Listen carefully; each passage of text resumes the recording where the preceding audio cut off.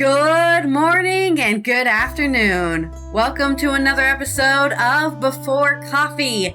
It is our wacky and weird Wednesday of the week. We're covering all that wacky and weird news, all those oddities, that offbeat news, stuff you just don't hear about.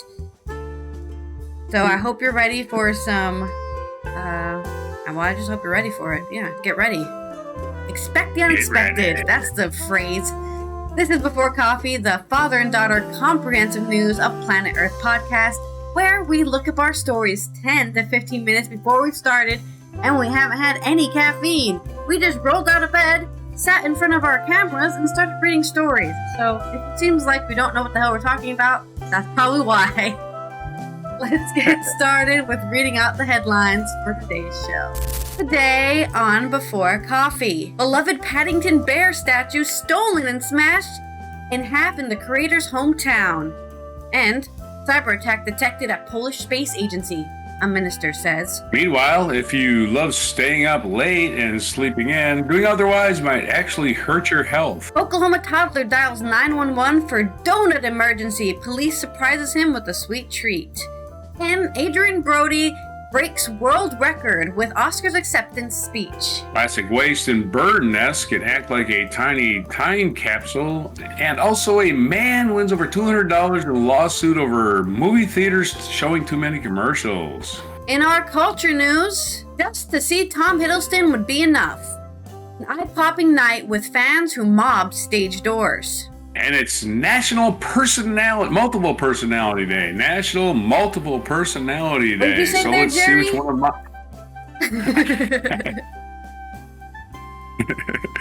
Let's see which one of my personalities shows up today for March 5th, 2025 on Before Coffee.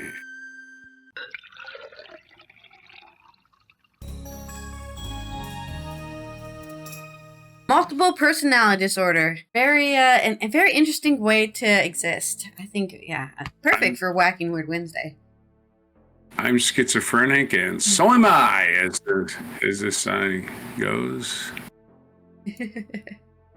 All right, let's roll our wheel here to discover what exciting segue we have to develop for today's show. Let me move that a little bit. Or like that. All right, roll the wheel. Like Bernie Sanders' address from last night, but it's 22 minutes. Non sequitur. Roll the wheel. Speaking of a non sequitur. All right. Woohoo. Okay. My first two stories, because Whacking Weird News is usually quite short, so I'm going to cover two stories in my section here. Do you know who Paddington Bear is? Well, the beloved bear statue was stolen and smashed in the creator of the statue's hometown. This is by Alexander Butler on The Independent. A beloved Paddington Bear statue at the heart of the character's creator's hometown was stolen and smashed in half. The sculpture on a public bench in Michael Bond's town of Newbury, West Berkshire, was taken and vandalized overnight last Saturday, which was the 1st of March. It was unveiled in the town center in October ahead of the release of the Paddington and Crew and quickly became a favorite attraction for children. Wait, so it hasn't even been up for a year and somebody's already destroyed the thing? Two 20-year-old men have been arrested on suspicion of the theft and criminal damage and remain in custody, Thames Valley Police said. That sounds like just two young people are like, hey, I dare you to go destroy the Paddington Bear statue. Yeah, it's gonna be legendary. A total of 23 statues of marmalade-loving bear were originally installed across the country, but Newbury was the only place allowed to keep one permanently. Lee Dillon, Liberal Democrat MP for Newbury, said in a post on Twitter, "Heartbreaking to see the Paddington in Newbury has been vandalized. It brings so much joy to our community. Just yesterday, I stopped to take a photo of him with my family. The senseless damage is so disappointing." Investigating Officer Inspector Alan Hockett of the neighborhood policing team based at Newbury Police Station said, "Paddington Bear statue is a beloved part of Newbury, so we have been doing everything that we can to locate it and the offenders. I'm delighted we have made 2 arrests and recovered the statue, which we will keep safe for its restoration to its rightful place at Northbrook Street. In the meantime, Paddington is heading to Newbury Police Station for a much-needed marmalade sandwich. Anyone with information about the theft and criminal damage should call 101 or make a report on our website, quoting reference number 432-501-02626. Alternatively, provide information anonymously to independent charity Crime Stoppers by calling 0800-555-111 or via its website. So I guess if you want to snitch on the Paddington Bear thieves, you can contact that. Do all that stuff in there. If you're in the UK, I think if you call 0800-555-111 in the US, you'll get a different number. Thank you to everyone who has supported our investigation so far and shared their memories of the statue with us. So there's your news on the Paddington Bear, which looks like it'll survive. Well, it's not all the end for the statue. Man, I got a lot of bear puns. Too bad it's not bad pun. In more news, we're going to talk about a cyber attack that was detected at the Polish Space Agency. This is on Reuters, coming out of Warsaw. Police cybersecurity services have detected an unauthorized access to Polish Space Agency's POSA IT infrastructure. Minister for Digitalization Krzysztof Gałowski said on the 2nd of March. In connection with the incident, the system under attack was secured. Intensive operational activity was also underway to identify who is behind the cyber attack, Gałowski wrote on Twitter. Warsaw has repeatedly accused Moscow of attempting to destabilize Poland because of its role in supplying military aid to its neighbor Ukraine, allegations Russia has dismissed. Yeah, they'll dismiss it until they invade you. That's what they do every time, man. Oh, we're not doing anything suspicious over here. Anyways, here's an invasion. The agency confirmed the new agency, PAP, that a cybersecurity incident had occurred. The situation is being analyzed in order to secure data. The POSA network was immediately disconnected from the internet, it told PAP. So, there's your short story. I don't know if there was any more actually updates on this story, because this was also from Sunday. But there's your cyber attack at the Polish Space Agency. Nothing bad happened, so they just they realized what was happening, and they cut off the internet, so nothing else could continue happening, because that's one way to stop a cyber attack. You're not on the cyber anymore. Yeah, it looks like there hasn't been any news. The last time they even got hacked was by Russia. The APT-28 state-sponsored hacking group from the Russian military hacked them, and I don't think they're unsure who actually hacked them this time. But they saw that they were getting hacked. So that's all they know, really. Well, they probably won't find out. They're not going to tell us. All right, this is like need to know basis, so there probably won't be updates for it. Yeah, you're right. There's probably Buddy Hackett. Yeah, we're not gonna.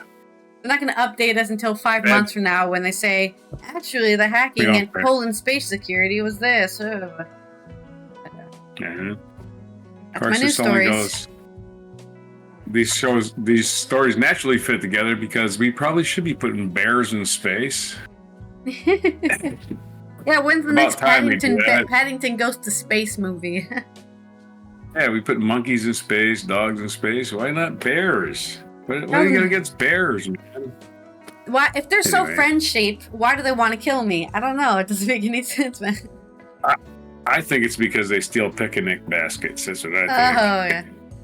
Well, that's a different bear. Yeah, smarter than the average bear. It's, time to spin your wheel for my story. Oh, you didn't do this. Here you go. I'll do it for you. You're the soundboard guy. Sorry. Totally slacking today. Totally forgot about that. All right, let's roll the wheel. Please have mercy on me. All right, as my good old reminds me of a song. All right. This actually isn't so bad. This should remind you of a Talking Heads, or reminds me of a Talking Heads song. Anyway, if you love staying up late and sleeping in, doing otherwise might actually hurt your health. This is from Get Pocket. Neil, and his name is spelled Neel. I've never seen that spelling of Neil, but hey, Patel. So he's probably Indian. So maybe that's a Indian spelling. Neil V. Patel. And this is night owls might get a rap for staying up late watching Netflix or getting lost in meme spirals on the web, but it's not all fun and games. Study after study shows the later you sleep and rise, the more likely you are to develop some serious health complications. Oh, Whoa. no. I need to start waking up at 9 a.m. instead of 12. Yeah.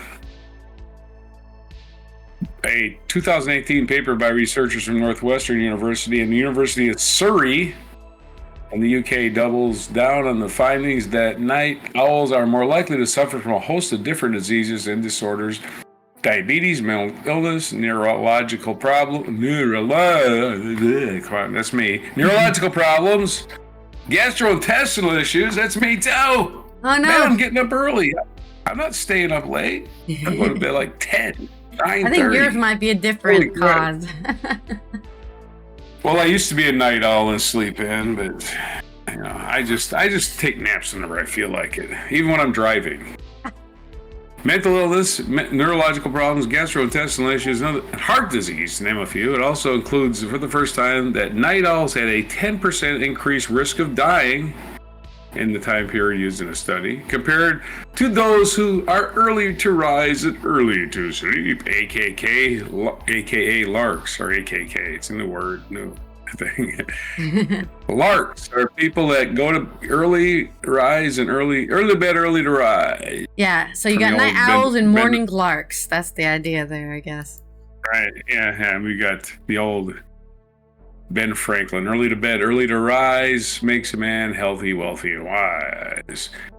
That's not from an article, I just remembered that. I think it's really important to get this message out to people who are night owls, says lead author Kristen Knutson, an associate professor of neurology at Northwestern's Feinberg School of Medicine. There may be some compelling consequences associated with these habits, and they might need to be more vigilant in maintaining a healthier lifestyle. Published in Chronobiology International, the paper analyzed 433,268 individuals who participated. That's a lot of people, my friend. Yeah. Who participated in the UK Biobank, a massive cohort study. You don't even say massive. You already named how many people in it, right? A massive cohort study from 2006 to 2010 aimed at investigating the role of genetic predisposition and environmental contributions to disease prevalence. These participants were asked questions related to their chronotype, or preferred time and duration of sleeping during a 24-hour day. Participants identified as definitely not a morning person, more a morning person than an evening person. See, as I get older, as I'm going to interrupt the story again, as I get older, I'm trying to become more of a morning person because I want to see what that's like, you know? I should start now, I guess. Because I've been kicking myself in the butt for not waking up at 10:30. I just want to wake up at 10:30 and I can't do it. Yeah, I didn't go to bed at 2 a.m., right? So that's 8 hours of sleep, right? 2 a.m. plus 8, 10. Yeah. And I still don't wake up. I wake up at 12. My thing is I wake up constantly all night long, but I think it's because of my back pain. And I wish I could just get interrupted sleep definitely adds to that. I want to do this. I want to do this without chemicals, narcotics. I don't want to become a morphine addict just to go to sleep. Or you might also have sleep apnea because you're a really loud snorer, which is an indicator of, Yeah, but I'm not getting one of them stupid machines. I'm not getting one of the stupid machines because they don't get some kind of infection for the machine. I know that, and I'll just die from that. Anyway, the researchers found that 10,000 subjects died in a 6.5 years that followed. Researchers found that about 10,000 subjects died in the 6.5 years that followed the end of the biobank study, and the ones who were definite evening types had a 10% increased risk of perishing compared to the definite morning types. This number, the researchers say, was found after controlling for age, gender, ethnicity, and prior age problems. I was like, that's a 10%. That's a huge amount of increase. It's not 10%. It's 400. What do you mean? Oh, No, yeah, he- 10%. 10 times, increase. sorry, 10 That times. He is- said 10 times likely to die. Is what No, you it's said? 10, no, it's Okay. not 10%. No, it's only 10%. It's only Okay. 10%. Okay. Anyway, that sounds scary for sure, but there are a few limitations worth considering. For one, says Knudsen, we weren't able to pinpoint and find out why night owls are more likely to die sooner. So the direct cause of mortality is unknown, creating some murkiness as to what Yeah, that's all. extent The night owl, I agree. lifestyle- That sounds a bit murky to me. Okay. To what extent night owl lifestyles influence those deaths? We think, says Knudsen, it is at least partly due to our biological clocks. We think the problem is that night owls are forced to live in more lark world, where you have to get up early for work and start the day. Yeah, it's more of an environmental thing because you have to get up. You have to. It It's isn't like because you want forcing to. it's like Start forcing day the at- wrong key into the wrong lock. That's what it's like. Right? Or just any key in a wrong lock. So it's mismatch between the internal clock and the external world, and it's a problem in the long run. The mismatch, Knudsen said, is recurring, has to do with circadian rhythms, the biological process that govern the body over the course of a 24-hour day. Circadian rhythms determine sleep patterns, energy levels, hormones, and body temperature. Basically, all the most important things. These are ideal or optimal times for certain things to occur, says Knudsen. Messing with your preferred sleep schedule can drastically disrupt your circadian rhythms, which in turn can have severe negative effects on your health. We're all feeling the effects of this to some extent, no matter when we go to sleep. Research indicates that modern humans are sleeping poorly thanks to artificial light, warmer temperatures, and stress. And scientists are working to understand what kind of impact this has on our health. Studies on extreme cases, shift workers, and people like ER doctors and firefighters Yep. who regularly stay up all night suggest the downsides can be quite dire. Downside. Unfortunately, the biobank data only indicated whether someone identified as a morning or evening person, not whether they had a sleep schedule that suited their chronotype. We know what their preferred time to sleep is, but we have no idea that they were actually doing it on a day-to-day basis. There's a question she hopes to address in subsequent studies. Aha! You just took their word for it that they were early risers, and maybe they were just lying to you. You don't even know, right?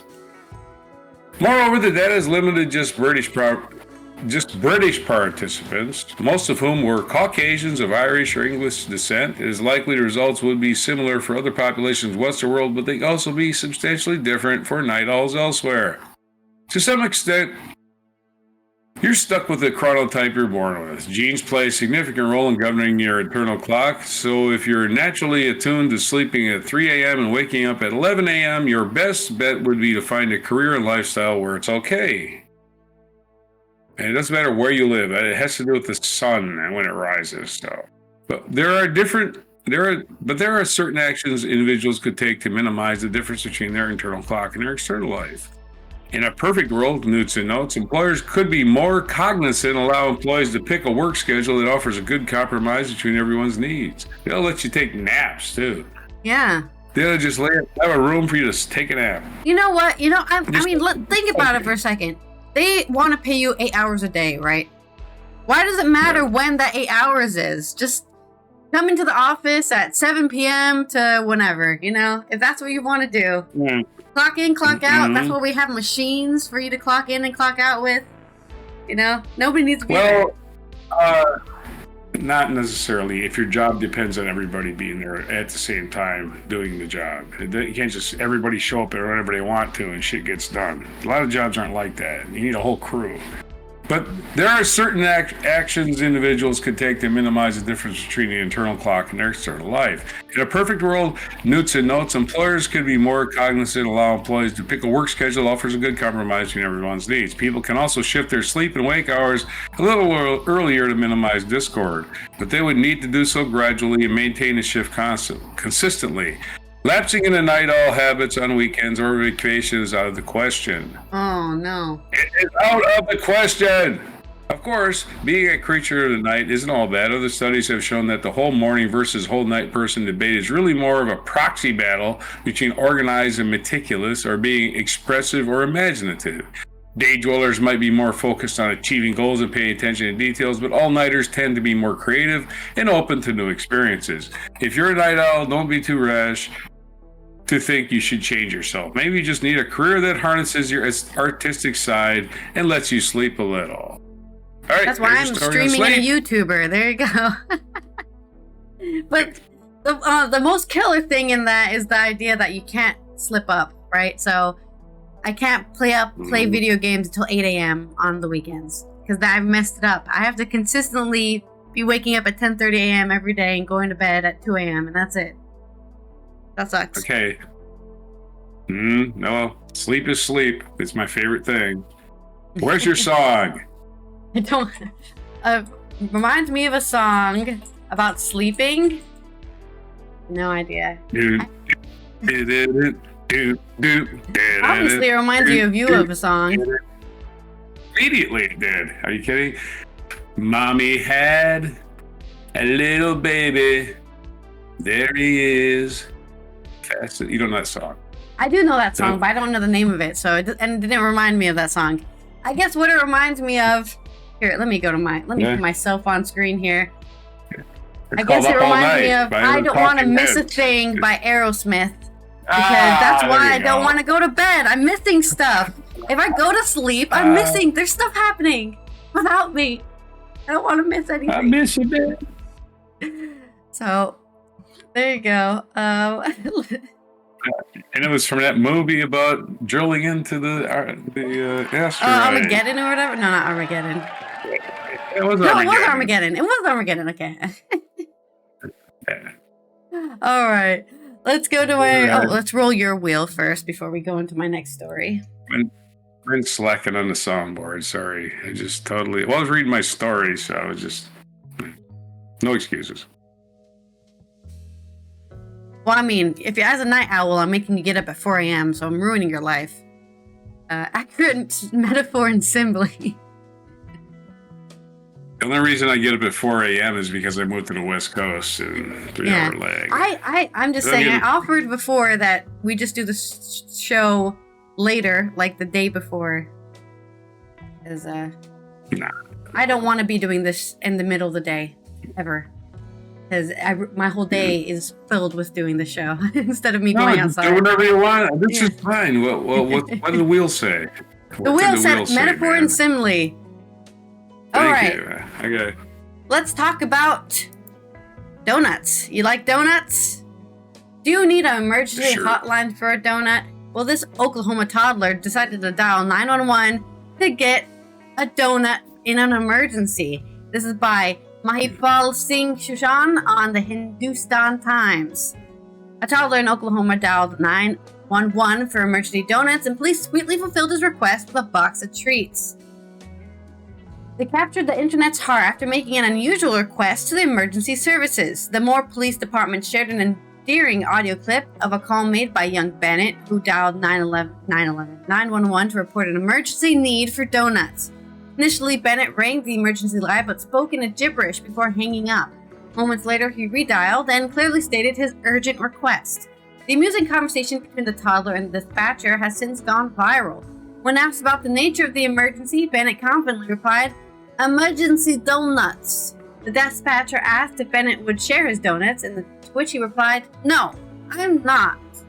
The following day, officers from Moore Police Department arrived at Bennett's home with a surprise: a box of Dunkin' Donuts. The heartwarming gesture was shared on social media with the caption, "Emergency Donuts, the sequel. Bennett requested a donut emergency and MPD delivered." His smile and laughter said it all. Hope they brought coffee for the mom or the dad too, you know. I mean, it's Dunkin' Donuts coffee, but still coffee. The adorable incident also sparked... coffee. Some people don't like it. Hey, I drink Italian coffee, so I'm... You mean weirdos? Yeah, weirdos can like what they want. I'm drinking that. Not that I buy it, by the way. It's my landlady that buys it. But, you know, it's the expensive stuff. Not Dunkin' Donuts. We do have Dunkin' Donuts here, though, in the Netherlands, oddly enough. I don't know why. The adorable incident has sparked reactions online, with users sharing their thoughts on the toddler's sweet request and officers' kind response. One user praised the police, saying, What a great thing these officers did! This is awesome to see, especially with all the bad news we hear these days. Another commented, cute story. Wish we had a 911 55 years ago when I was a kid. A third user shared a heartfelt thought. We spent less time hating each other and more time worrying about what this toddler is worrying about. Our world would be a much better place. Yeah, I'm always worrying about donuts. There's just not enough donuts in the world. Disarm and rearm with donuts. What do they do with all the holes? I don't. You can eat those too. However, not everyone was amused. One user criticized the call, stating, "OMG, hang up! Someone with a real emergency could be calling in." Always one party pooper at the party. Boo! There's my story about babies calling 911. In more serious news, you remember that Adrien Brody guy who won the Oscar? Well, supposedly he had the longest speech in Oscars history. This is from Inga Parkle on The Independent. Adrien Brody, who is infamous for delivering lengthy acceptance speeches, has officially broken the Oscars record for the longest one in history. On Sunday, the 2nd of March, the 51-year-old actor took home his second acting Oscar for his lead role in Brady Colbert's historical epic, The Brutalist. He earned his first Oscar since 2003 for The Pianist, which he's been the youngest actor to win that at 28.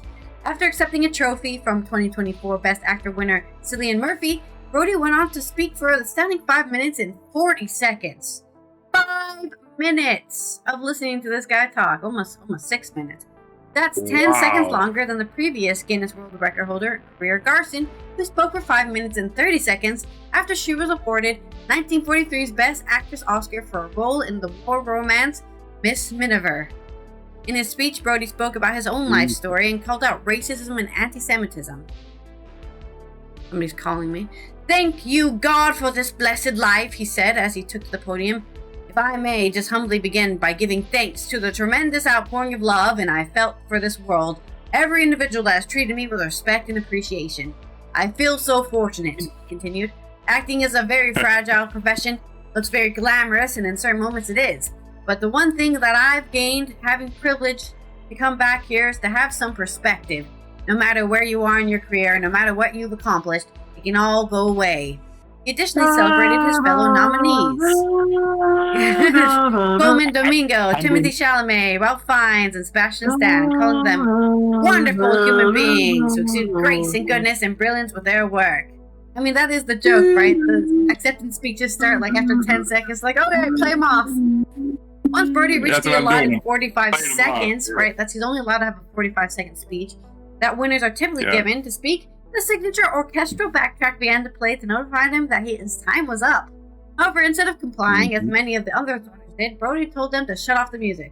"I'm wrapping up. I will wrap up," he promised. "Turn the music off. I've done this before, thank you. It's not my first rodeo, but I will be brief and I will be egregious. I will not be egregious, I promise." And then he continued to speak for another 5 minutes. At the end of his speech, he concluded, "I love you. I appreciate you all. Let's fight for what's right. Keep smiling, keep loving one another, and let's rebuild together. Thank you." Other major winners of the night included, of course, Sean Baker's Sex Worker rom-com Benora, which took home Best Director, Best Picture, Best Actress, Best Editing, Best Original Screenplay. Zoe Saldana finally won a Supporting Actress or an Oscar at all. I think it's her first Oscar ever. And Kieran Culkin won Best Supporting Actor. We already talked about this on Monday. But just in case you missed it, those are the big winners, I guess, of the show. And those are my stories. Okay, that's the old classical hammy actor metaphor is he chewed the scenery. That's Adrien Brody. Chewing the scenery. Well, and I was going to combine those two in a metaphor. Somebody should have told Adrien Brody to shut his donut hole. Anyway. But that's not a metaphor. Anyway. That's just a joke. All right, so spin the wheel. All right, let's spin the wheel. Oh, and I sent you a video, a YouTube video. Yeah, I already got it. Yay! Okay, so what's my... What did I get? I'm not sure. What did you get? Reminds me of a song again. Okay. If you don't want to do it, we can No, it's fine. do it again. At least I think I did. We can do it 3 times. I think that's the 3 times in a row rule. Anyway, we're going to go with the short story first. This is from UPI.com, Ben Hooper. Man wins over $200 in lawsuit over movie theaters showing too many commercials. I never thought about suing the theater. I came here to watch a movie. Here's a non sequitur. The movie theater here has outstanding popcorn. They put Parmesan cheese on it. Yum. What the hell? Anyway, that's wild. That's some good popcorn. Needless to say, I ate it before the coming attractions were over. They get more. It was like, yeah, and I drank like a 9-pound soda. And an Indian man was awarded more than $200 in compensation when he sued a movie theater chain for showing too many commercials before a film. Abhishek MR, who is 31 of Bangalore, filed a suit with the Bangalore District Consumer Disputes Redressal Commission after he attended a December 26, 2023 screening of Sam Bahadur at the PVR Multiplex in Bangalore. Abhishek's complaint against the theater chain owner PVR Inox said the film had been scheduled to end at 6:30 p.m., but it didn't end until just before 7 p.m. He said this was due to the film being preceded by 2 public service announcements and 17 commercials. Wow. My Lord. The plaintiff said the movie's ending caused him to miss a scheduled work call. His suit sought $547 in damages for what he called an unfair trade practice, as well as $57 for mental agony and $115 for legal costs. I mean, that 17 ads is that mental agony. Yeah, 100%. I agree. Is India using dollars as a currency now? Anyway, the District Consumer Disputes Redressal Commission sided with Abhishek, awarding him $230 in damages and $92 for legal costs. In the new era, time is considered as money. Each one's time is very precious, the ruling stated. 25 to 30 minutes is a considerable amount of time to sit idle in a theater and watch unnecessary ads. People with tight schedules do not have time to waste.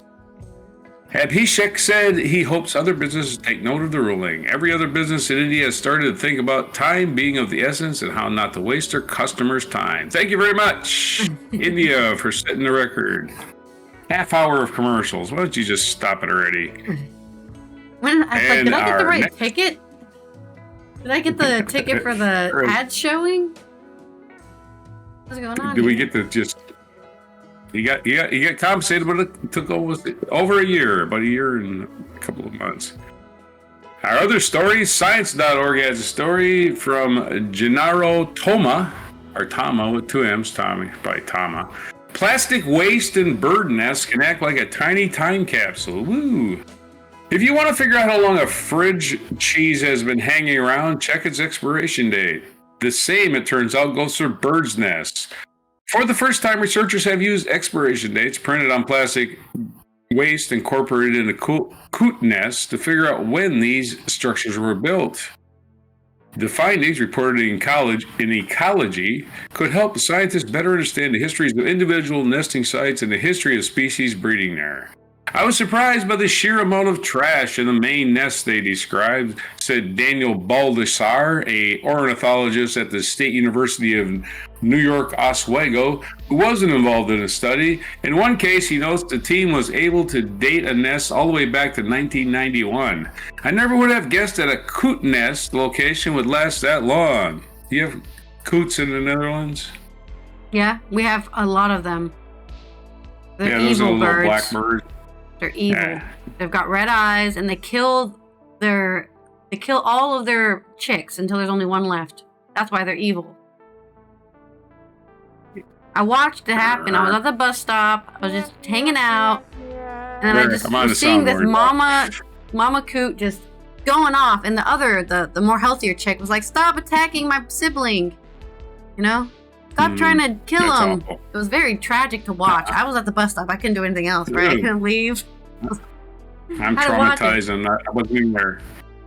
Ayuk Florian Hemstra hit on the approach while studying the nests of common or European coots in Amsterdam city center. There you go. The birds, which weigh nearly 1 kilogram with black plumage, wonderful plumage, and white beaks, incorporate plastic debris between the twigs of their nests. Hemestra, a urban ecologist at the Naturalist Biodiversity Center, wondered whether the trash could reveal when nests were built.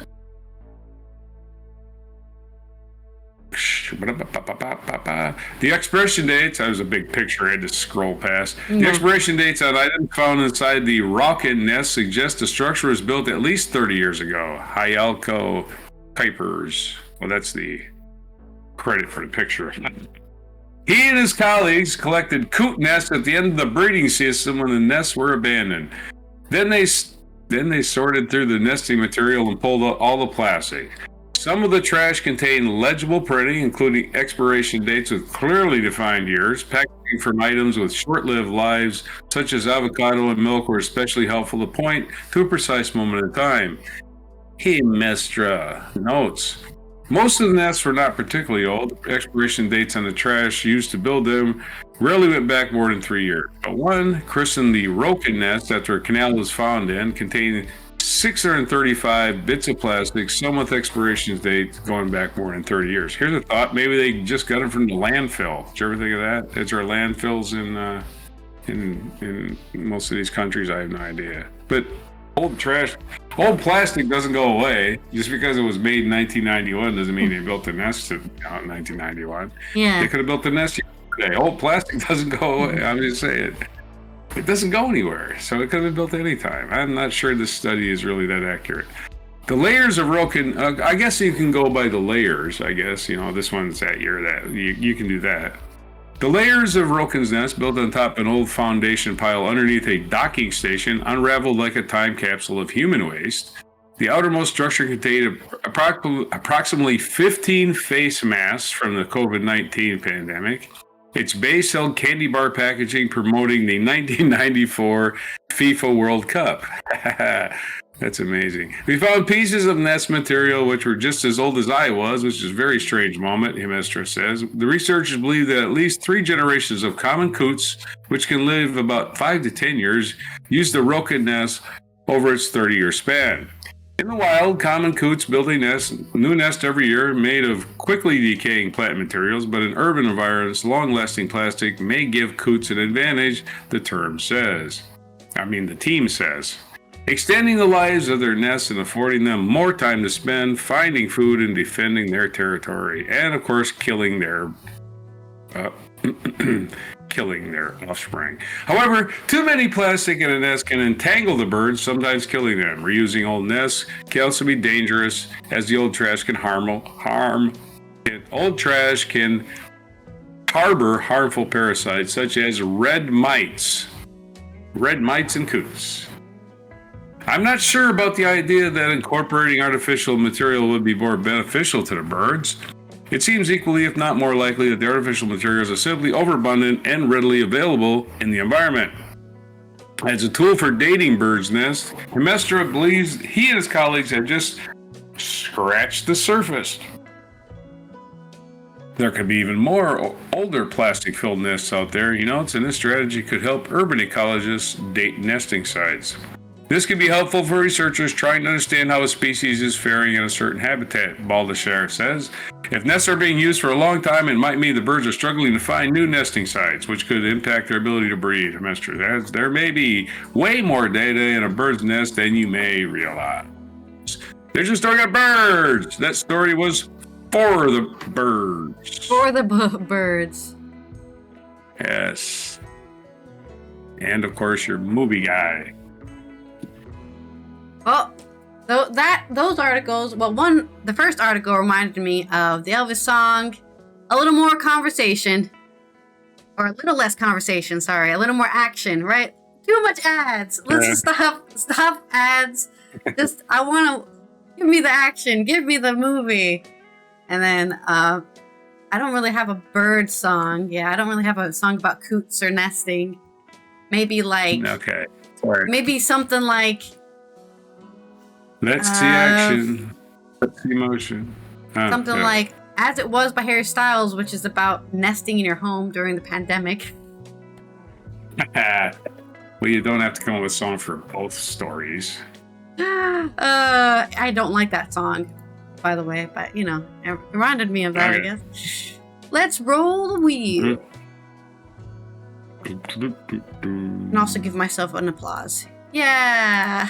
Oh, I'm so not on top of things. Right on. All right, you've got an accurate metaphor. Oh boy. Accurate. I just did that, man. Okay, good.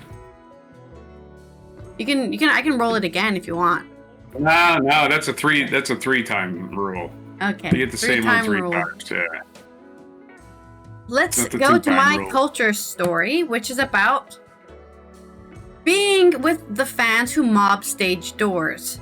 This is by Chris Weigand on The Guardian. So he's the one who went to the stage doors and hung out with all those people who wait at the West End and even in that are chock full of Hollywood A-listers, and crowds are thronging at the stage doors. But do some fans go too far? He's about to uncover the shadowy story and joyful addiction through endless TikToks as well. So this is from Chris. On a cold evening in London, 2 German tourists surveyed the theatre Royal Drury Lane. Lena, 19, outlines their master plan to meet Tom Hiddleston, starring in the Much Ado About Nothing. Tonight, scrutinize the procedure at the stage door, where only ticket holders are allowed to wait for a chance to meet the cast. Tomorrow, watch Much Ado, then race to join the stage door queue. As a backup, they've brought tickets for the next night, too. So they're buying tickets not even to see him on there, but to stand at the door to see him come out.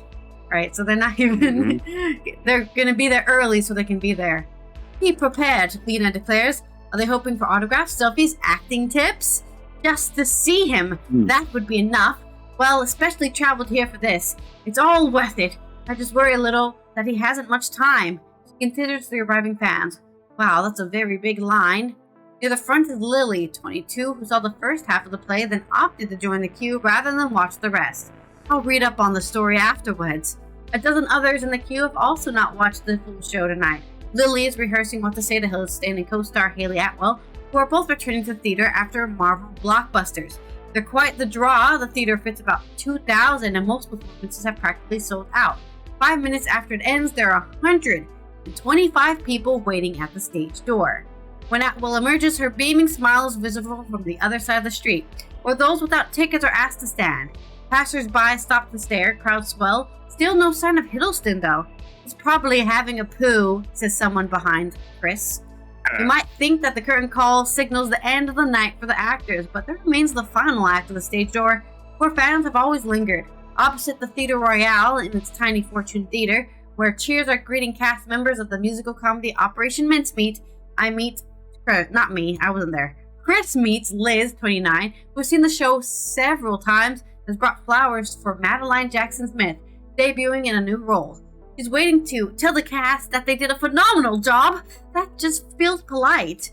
Meanwhile, here comes Hiddleston, albeit to milder whoops than the mincemeat cast. Like Atwell, he chats, signs, and poses for pics. He must have done at least 100 autographs by the time he leaves, to cries of despair from a queue now snaking around the corner. But there are no complaints for Lily, who is buzzing from her encounter. That's the magic of the stage door, where gratitude goes both ways. Leighton Williams, currently in Titanic at the Criterion, tells Chris he'll go out almost every night, no matter how tired I am.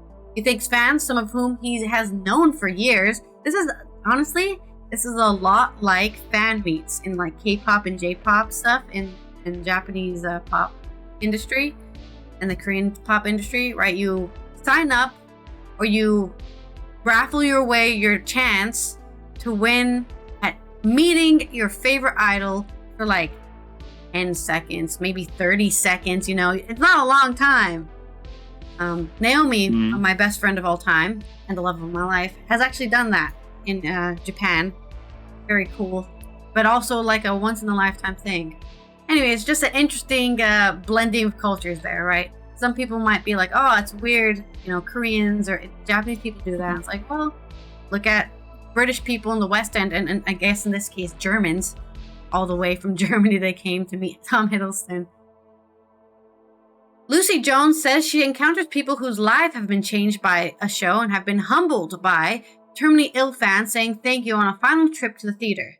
When Renee Lamb meets fans at stage doors in Liverpool, where she grew up, it is especially evident that I'm essentially doing the dream.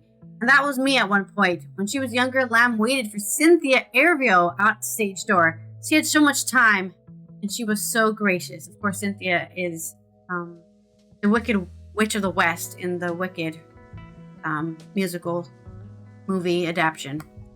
Zoe Burkett, currently in Tina Turner biomusical at the Aldwych, says she appreciates how fans make the effort to find the stage door, which can sometimes be right the way around the building, down an alley, and that they wait for her. After I play Tina, have a cool down, a shower, take off my wig and makeup, and get my food ready. It can take about 20 minutes to come out, just to see them waiting, come rain or shine, with a positive feedback. It's wonderful. But some fans aren't there to flatter. People can say rude things, Williams says. One person would say, oh, we're loving this, but just so you know, we thought the TV show was shit. And I'm like, how about you kiss my ass? Jones has fielded detailed critiques and requests to sing this note that way or do that line like this. Lamb says a lot of her friends don't do stage door anymore because it makes them too anxious. Sometimes Jones will come out and there'll be nobody there, she says. The next night there'll be 100 people wanting you to sign the program and make videos for their nan's cat. The security provision is equally unpredictable. When she starred in Waitress, the musical in West End, Jones was assisted by a wonderful man who accompanied her to her car or train home. As in some creeper who just didn't get the hint that he's not her fucking... He was a wonderful man. Please don't kill me. Accompanied her to her car and or on her train. Oh, you're taking this train? I'll take you there. At Les Mis, there's always a security guard and they stay until you're done. But stars can go from receiving a standing ovation in the spotlight to single-handedly controlling crowds themselves outside. Bear in mind they will be physically and emotionally drained, sometimes having done 2 shows that day. All these actors deeply appreciate their fan bases. Burkett finds that people want to cuddle me and feel the embrace. I do love that, but I always wear a mask to make sure I don't catch a cold. She says that it's often younger fans who seek some sort of physical connection. They want to go, are you real? Because you're so different to being on stage when you walk out of the stage door. On the odd occasion, someone has wanted to touch your hair. I kind of have to go, no, I don't want to do that. In the US, the term stage door Johnny dates back to at least 1890, referring to men who hang around playhouses targeting performers. All actors face the danger of inappropriate behavior. In 2023, Paul Mescal told a fan to take your hand off my ass after she groped him at the Almeida when he was in Streetcar Named Desire. Yep, that's right, even men are getting harassed at the stage door. Mescal recently took his own film of the celebratory atmosphere of the stage door after Streetcar's last night in West End. The fear factor remains for actors, says Jones. Like when you get followed to your car, someone will tag you in something on social media and they're really near your house. It may be a coincidence, but you have to live slightly on edge because we are accessible. And we do take the same routes home. Where does the duty of care come from the theater stop? Lamb was in the West End cast of long-running hit 6, which is essentially an accessible girl band. People are going to want to be close to that. On a big show, she says, people do expect to be able to meet you. When Williams discovered fake social media accounts made in his name, he asked himself, have I seen this person at the stage door? It's scary. One time, an autograph hunter followed him back to his digs and put a program literally under the door. It was like 1 a.m. or 2 a.m. I was on tour in Newcastle by myself.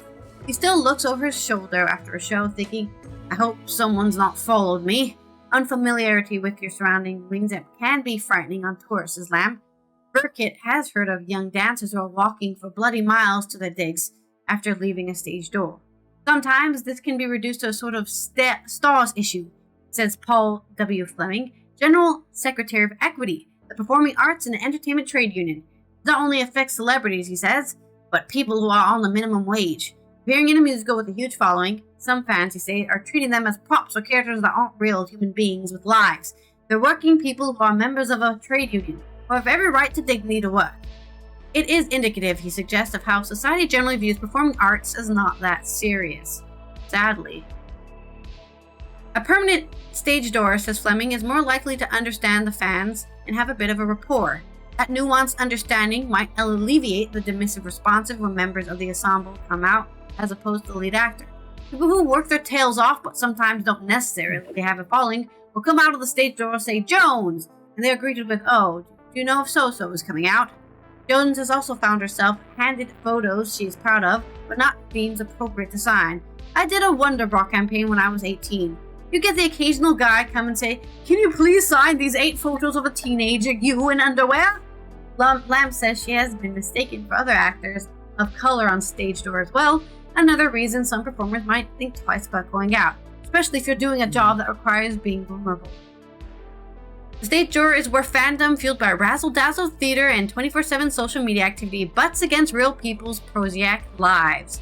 Better understanding of fan culture could predict and diffuse incidents.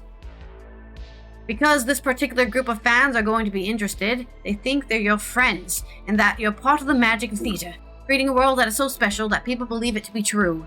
But at the end of the day, or at the end of the night, on a fast emptying street in an unfamiliar town, our members have a right to feel safe in the real world.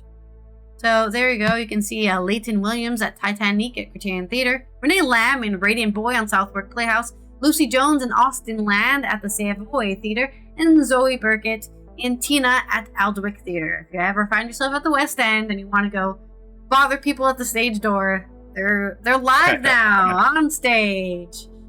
But right. There's Chris's exploration of those stage door Johnnies, or whatever they're called. Well, stage door Johnny is a metaphor I was going to use, actually. Exactly. That's accurate. Hey, but my metaphor is going to be... That's right. Well, I didn't steal it. I was like, yeah, stage door Johnny. That's immediately the term. I thought, hey, but I have a simile. This is like if you have a really good meal and you just don't compliment the chef. You wait around until he gets off work and go, hey, can I be your friend? You're a great cook. Yeah. Anyway, there's our simile. They're not your friends, and they're probably not even nice people for you. No, don't meet your heroes. You might be disappointed. All right, final mixed metaphor for this day in history. Let me give you your clapping and your. All right. And after this day in history. He screwed it up. All right, this day in history, going all the way back to the mists of time of, well, not even that far back, 1798, Napoleon invaded Switzerland on this day. That's right, Switzerland was invaded and occupied Bern, ending the ancient ruling system of that country, the Confederation of the 13 Cantons. It didn't get to be 14 cantons. 1871, Polish-German activist Rosa Luxemburg, who played a key role in the founding of the Polish Social Democratic Party and the Spartacus League, was born in Zamość, and I got the hiccups again. 1887, Brazilian musician and Latin American composer Heitor Villa-Lobos was born in Rio de Janeiro. In 1946, British Prime Minister Winston Churchill popularized the term Iron Curtain, describing the separation of the Soviet Union and its Eastern and Central European allies from the Western nations in a speech at Fulton, Missouri. Oh, I remember the days when the United States and the UK was united against Moscow. Well, those days are over. 1953, Soviet Premier, speaking of Moscow, and this day in 1953, Joseph Stalin died at the age of 74 and was succeeded by Georgy Malenkov. 1955, Chinese author Mo Yan, who won the Nobel Prize in 2012 for literature for his imaginative and humanistic fiction, was born. So happy birthday to him. 1963, Patsy Cline died in a plane crash. American country western singer Patsy Cline on this day 62 years ago, who was one of the classic performers of the genre and known for such ballads as I Fall to Pieces, ironically titled since she did fall and, in a plane crash, and Crazy, the song Crazy. Crazy. Too bad does this remind you of a song? Crazy. Too bad that you didn't spin that. Died in an airplane crash. She was only 30, so she died today. She would be 90. So tragic. She would be 92 today. 92, if she would live. 1979, the U.S. space probe Voyager 1 flew in by Io, the innermost of Jupiter's satellites, and observed 9 active volcanoes on its surface. So don't go to Io for your summer vacation this year. 2013, another person died on this day besides Stalin. Venezuelan politician Hugo Chavez died at the age of 58. He served from 1999 to 2013 as the populist president of Venezuela and adopted an ideology Chavismo that was rooted in the socialist political programs of South American independence hero Simón Bolívar. And our other featured event today, in 1770, this is the day of the Boston Massacre. The Boston Massacre. The Boston Massacre. Harassed by a mob of British troops on this day in 1770, opened fire, killing Crispus Attucks and 4 others in a Boston Massacre, an event that galvanized anti-British feelings in the lead up to the American Revolution. That's my best Boston. And they all dressed as Indians to try to, get away with it too. Yeah, that's right. Jerks. Silly. We're even brave enough to dress up themselves and say, "We did it. That's right. We did it." Wasn't it the Tea Party? Oh yeah, you're right. Sorry. Boston Massacre is different. I was like, no. Yeah, the Boston Tea Party is completely different. You want to rewind that? That's what I get for going to bed at 4 a.m. Yeah, you're confusing your events there. It's a good metaphor, though, for something. I don't know. That makes metaphor, yeah. Our featured biography is Sung Mi Ling, Chinese political figure, who's pictured here with Eleanor Roosevelt. She was born in March 5th of 1897 in Wenchang, China. She died October 23rd of 2003 at the age of 106 in New York City. 106. Holy shit. Anyway, other birthdays today, 1898, Zhou Enlai, Premier of China. Born in 1898. 1908 is the birthday of Rex Harrison, British actor. If you know Rex Harrison, he was the guy in My Fair Lady. The rain in Spain falls mainly in the plain. That guy, Rex Harrison. 1922, Pier Paolo Pasolini, Italian author and director, was born. 1934, Daniel Kahneman, Israeli-born psychologist, was born. 1963, Joel Osteen's birthday. It's Joel Osteen's birthday. He's born in 1963, turning 62 today. American televangelist, theologian, and author. And those are your birthdays. And what day is it today? It's National Multiple Personality Day. No, you didn't. Yes, you did. Yes, I did. No, I didn't. Anyway. National Cheese Doodle Day. It's National Cheese Doodle Day. We call them Cheesy Poofs or Cheetos in this country. We call them Cheetos. It's kind of a generic term for them. National Absinthe Day. That weird concoction of, what is it, a liqueur, I guess? I don't know. Absinthe. It's National Absinthe Day. You like it, you like it. It's also Ash Wednesday. So those are your days today. Ash Wednesday, of course, the first day of Lent, and you'll know to see these people with the dirt on their forehead. Don't tell them that they got dirt on their forehead. They know about it, okay? All right. I made that mistake. Me being a totally secular person. I'm like, what are you doing? Anyway, those are your days. Those are your nonsense. These are your wheel spins for today, March 5th, 2025, on Before Cheese Doodles. Yeah, let's make sure not to. Let's make sure not to throw the baby out with the bathwater. Oh no, sorry. Okay. Throw the baby out with the dishwater. That's my mixed metaphor. There you go. Throw the baby out with the dishwater on today, our Wacky and Weird Wednesday. Make sure you call the police and get your donuts. And, don't hack any space agencies out there. And take care of your coots. Even though they're evil, coots are evil. Anyways, this is also International Disarmament and Non-Proliferation Awareness Day on the United Nations observances. The International Day for Disarmament and Non-Proliferation Awareness seeks to promote better awareness and understanding of disarmament issues amongst the public, especially young people. Weapons of mass destruction, in particular nuclear weapons, continue to be part of a primary concern, owing to their destructive power and threat that they could pose to humanity. So make sure that you don't set those off. Thank you, I appreciate it. Not ending the world. This has been Allison from the Netherlands, Roger from the West Coast United States, as we tick off another Wacky and Weird Wednesday. I hope you've learned a lot about us humans out there who are doing wacky and weird things, especially standing at stage doors, I'm sure. And we will see you tomorrow for our Thursdays 13, where we're going to get some lists. We're going to list some stuff off, and you're going to read that list and either agree with us or disagree with us or say, hey, you forgot to put this on here in the comments below. So make sure you subscribe, turn those notifications on, and let's get to our mic drop moment.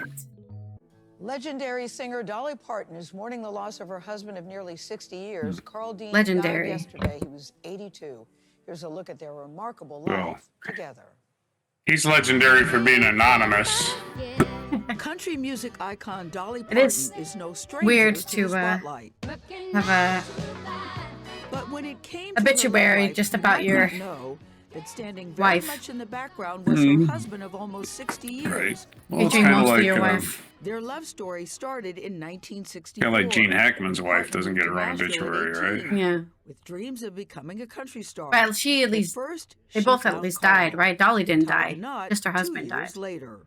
As Parton's stardom grew, Dean lived a quiet life. Wearing a fan shirt. Business. That's funny. But his constant presence a Dolly Parton fan shirt. Career and inspired some of her greatest guys out there paving the interstate while Dolly Parton's, being a star.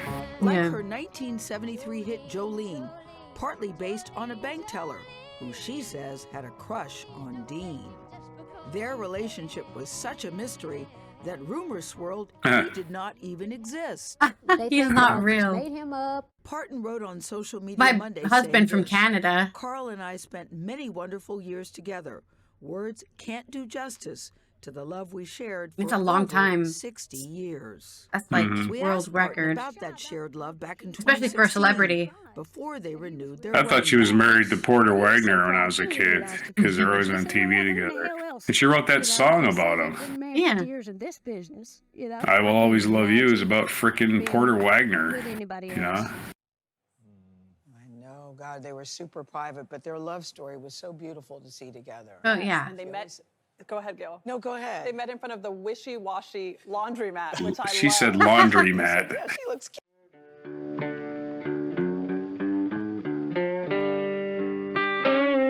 Be sure to hit the like, subscribe, and notify buttons, and follow our other channels, Toxic Alley, History of Gravy, and Scratchy Old Records.